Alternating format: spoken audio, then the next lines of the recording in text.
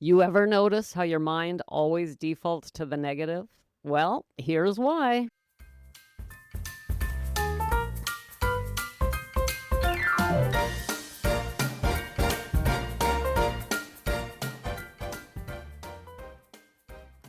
Welcome to Sobriety Snippets for Women Over 40, where we elevate our mindset and trade hangovers for higher consciousness, one powerful snippet at a time. I'm Becca Jacobson, and today is a red letter day. I love that expression. What does it mean? It's a special day. That's what it means. Today is really got me feeling kind of emotional. On March 11th, 2023, I decided to do a podcast and I turned on a microphone. It wasn't this one. I have a much better microphone now than I did back then. And I turned on what I had. I didn't invest. And I made a little snippet. I made a snippet. Oh, gals, there's a backstory on there. We've now reached 3 years and over 600 episodes. And I thought, well, I could talk a lot about that journey and what it's meant for me, but I have been, and I will next week, this month. It's key, it's important. But instead, I wanted to give you some really important information today about why your mind defaults to negative thinking, why, especially in early sobriety, this happens even more strongly, and what to do about it. And the reason I want to use the time for that instead is because that's what we do here in Snippet Land. It's all about elevating our mindset. I said that at the beginning, right? Where we elevate our mindset to trade hangovers for higher consciousness. It's about how we think. It's all about that. And of course, as you know, if you've been around here a while, I always say this is not an alcohol journey, but an emotional one. And of course, what we're thinking creates our emotions. So the two are tied together. So when I say elevate our mindset, I mean elevate your mood, elevate your emotions, because the two go together. You can't be thinking beautiful thoughts and feel murderous. You're going to feel good, right? Okay. Let's talk about why it's so much easier to think negative than positive. And it is. And by the way, it's built in. It's natural. It's not you. It's not me. It's not something that society did to us. It's how we're built. If we were not on guard for dangerous environments, our ancestors would not have survived. Our brain is wired to look for problems. Now, that's great when you're running away from saber-toothed tigers. It's not great for us today, but it is why we default to negative. What's going on? What could go wrong? What threat might I be missing? What's going to happen tomorrow? What's possible, right? All the time, worrying about the future, regretting the past. This is natural.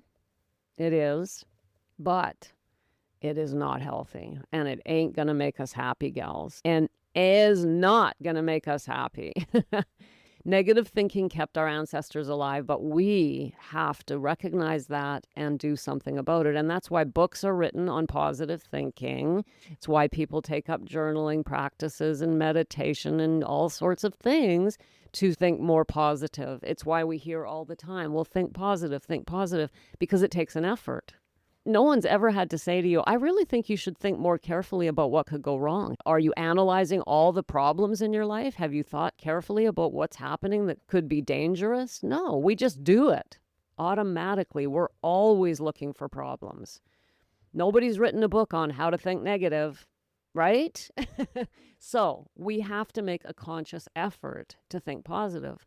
And I think some of us get a little sick of it. We definitely get sick of hearing, think positive, blah, blah, blah. In fact, it's got a bad rap, doesn't it? Someone says, think positive, and people roll their eyes. But honestly, it's the key to freedom. Not only that, but get this, gals, our brains actually process negative signals faster than positive ones.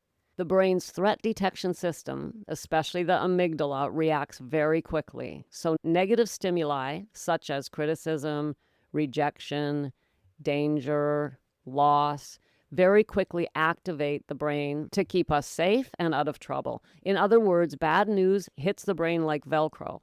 It sticks there and it's there.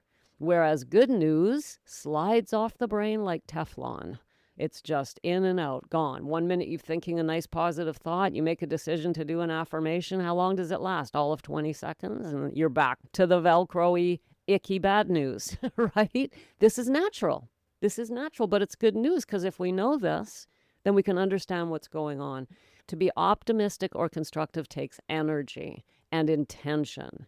It requires reflection, reframing. It requires us to use our imagination. It requires us to be disciplined.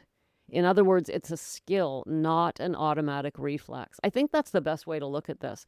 Thinking negatively is automatic. Thinking positively is a skill that we must acquire. I know it's not great news. I mean, it is and it isn't. It's not great news because, oh no, now I got a job of work in front of me. Yeah, but at least we realize that it's not something wrong with us. You're not walking around looking for danger because there's something wrong with you. It's how we're built. Successful, happy people have trained themselves to look for the positive. It didn't just happen to them, and that means we can do it too. Our brain has evolved to solve problems, not to feel happy. It's not the brain's job to make you feel happy. The brain's job is to remember what happened yesterday, remind us of it so we don't do it again, and show us what's broken, what's missing, what could fail, what could go wrong. That's the brain's job. It's a recording machine to keep us safe. Not happy. Oh, hello, this is a problem, right? But we have a brain and we can guide it. We can train it. This is the beautiful thing about the brain. It's plasticity, right? It can be trained. Even our emotional memory favors the negative. Have you ever noticed this? One harsh comment from someone can outweigh 10 compliments. Like for sure, right? One failure overshadows many successes. When I was teaching at the college, every year we did student evaluations. The college would do them, right? We would give the students the evaluation sheets in the classroom, and the instructor would have to leave the room so that they could do them openly, honestly, and anonymously. And then when those were done, I would get a package from HR. Here are your evaluations for the last year from all of my students, and I can sit and read through them. Well, honestly, I would get like 50 amazing evaluations telling me how wonderful I am, and one disgruntled student in there tells me I'm an asshole, and that's all I can think of.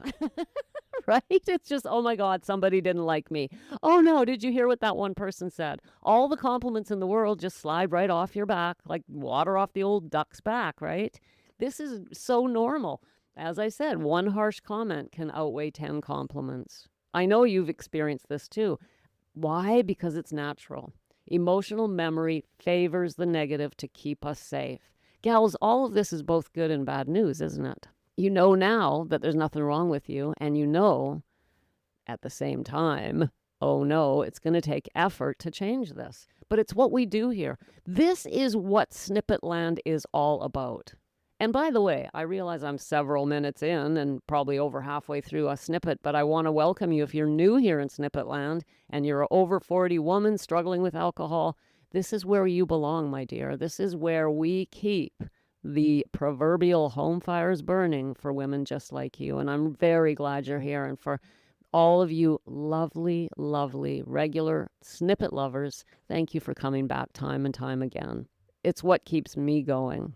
All right, let's look at what we can do about this. Well, one thing you can do is keep getting your snippets. I've decided a long time ago that's what I'm doing here. I'm here to remind you about this because your mind will slip back into the negative. I'm here to remind you that you want to raise your consciousness. You want to raise your general mood from negative to positive, and that it's going to take an effort. I'm here to help you do that. That's what we do here in Snippet Land, because that is the journey to happy sobriety. It's not about the alcohol. Now, having said all of that, here is the role that alcohol plays in all of this, because it does have an effect. So we agree that the mind is automatically and naturally leans toward the negative. But what does alcohol do? Okay, well, guess what, gals? It makes it worse. I'm sure you're not surprised, but here's why. When we drink, the brain's alarm system gets quieter. The thinking mind slows down, the body relaxes, the inner critic softens. And in other words, when we drink, it's like, oh, finally, relief. Relief from this negative alarm system always going off in the mind. the negativity, the anxiety, that the brain is on guard, on guard, on guard. And when we drink, it gives us the relief we want. That's great. It happens to all people. Those of us who drink to excess and uncontrollably, this causes a huge problem because the brain adapts to this and becomes more negative, more anxious. It fights back. When we add alcohol into the mix, the brain realizes, oh, she's artificially calming me. I have to fight back. And that's why when we don't drink, like the first day, the second day, the first week, the second week, the early sobriety, we feel like a lunatic. The mind is triple the anxiety, triple the negativity. We're restless, we're anxious, agitated, self-critical. All of these things is the mind saying, look, if you're going to keep dousing me with alcohol, I'm going to get more anxious to keep you safe. This is called neuroadaptation. In other words, the brain is plastic, right? It adjusts. So our mind says, this person just keeps drinking, calming me artificially. So to fight back, I'm going to be more critical, more negative, more anxious. Isn't that mind-blowing? This is why early sobriety is so painful. We think we've lost our minds. We think, I'm a very anxious person. You don't know how anxious I am, Becca. And I'm like, no, you just are in early sobriety. And hey, by the way, gals, stick around to the end because the moral of this story, this has a happy, happy ending. And I'm getting there. But early sobriety feels very loud, very mentally loud. We have lowered our natural calming signals. We have heightened our stress response. We experience things like racing thoughts, irritability, emotional swings, negative thinking loops. And then we think, you know what? Sobriety makes me miserable. I don't want to do this. We've white-knuckled it through a few days or a few weeks, and it takes a while for this to settle. And we think, you know what? Sobriety sucks. I'm just not interested. I don't want to live like this. I'd rather have a drink. And that's what kept me drinking until I was 52. I didn't let enough time elapse in sobriety to experience the brain readjusting itself. All I experienced was a hyper negative mind because my brain had adjusted itself to all the alcohol was pouring in there on a regular basis. And so it was saying, hey, I got to fight back by getting super alert to the negative here. Well, when you stop drinking, the mind's going to take a while to adjust. That's all that's happening. But when we're in it, it just feels like I can't do this. This is horrible. And so I would get into early sobriety and fail. Get into early sobriety and fail. And get into early sobriety and fail. And on the story goes. That's why it takes support and intention in early sobriety. You need someone there to remind you, this is not going to last. You're doing the right work. We don't just not drink and hold on tight, the proverbial white knuckling it. We come into early sobriety, we start doing gentle work that helps the mind settle more quickly.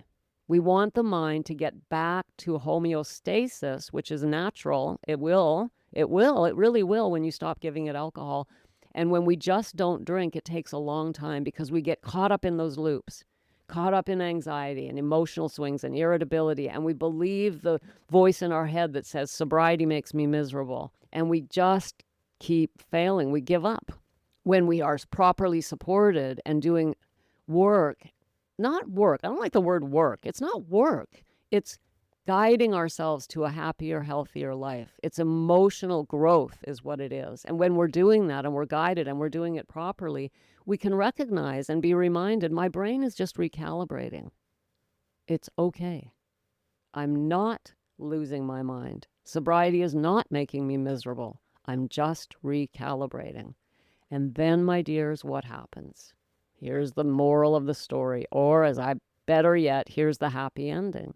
Once the brain recalibrates and we've been doing the work. So what do I mean by work? We're journaling, we're doing meditation, we're doing gratitude practice, we're looking after the body, we're growing emotionally, we're working through our negative emotional loops. At the end of this, we end up with a calmer mind than someone who hasn't gone through it. Right? Did you catch that? Right now, I'm in the middle of a free live event that is all based on my best chapter, making this, the gals who are in there with me, that's what we're doing. I'm going to help them start to build the best chapter of their lives. That's the theme this month. Well, what happens is when we come through sobriety and we get through those difficult early stages, at the end of it, we've done the emotional growth, we suddenly realize one day, oh, my mind is actually quieter than it used to be. So remember what we said at the beginning. The mind is naturally negative. The mind is naturally looking for threats. When we do this emotional journey that I take women on, at the end of it, your mind is quieter than it was before you started using alcohol. That's the happy ending to this story. The journey to emotional growth here in sobriety, the journey ends up giving us a happier, calmer, more peaceful life than we would have had if we hadn't gone through it in the first place. Because we've been forced to do emotional growth that most people never, ever do. They don't have to. What this means for us, gals, is again, the journey. We can make this by far and away the best chapter of our lives because we do this journey, and at the end of it, we are better off than someone who never struggled with alcohol. Our mind doesn't default to negative anymore because we've trained it. That's what I help women do. Train their minds not to fall into the natural negativity that we were born with. And it is a beautiful thing. And that's why this ends up the best chapter of our lives. Let's say you were not abusing alcohol in your 30s and then it elevated and escalated into your 40s and you started abusing alcohol in your 40s. And let's say by your 50s, you're like, I got to get sober. You are going to feel better than you did in your 30s because you're doing this emotional work. That's why this is the best chapter of your life. I'm not just making it up, my dear. There's a method to my madness. I am so glad you're here. If you're with me in Snippet Land Live this week, I'll see you a bit later. If you're not, it's not actually too late to join us, gals. You can go to the show notes, grab the link there, and you can join us. Everything I've done this week has been recorded, so why not join us now? I'll see you there. Thanks for popping in. Be sure to come back next time so I can keep your head on straight.